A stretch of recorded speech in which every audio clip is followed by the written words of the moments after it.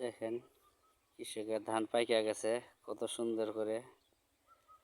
এরা যা কষ্ট করে এই বিলের মধ্যে, এই হাওড়ের মধ্যে।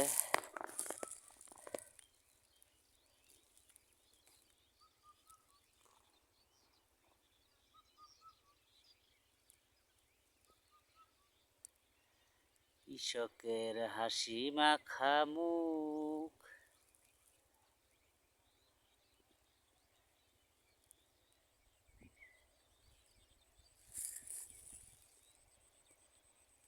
অনেক কষ্ট করে এই হাওড়ের মধ্যে ধান লাগাইছে। এই কষ্ট ভুলে যায় এই যখন ধান বাস ঘরের মধ্যে আসে।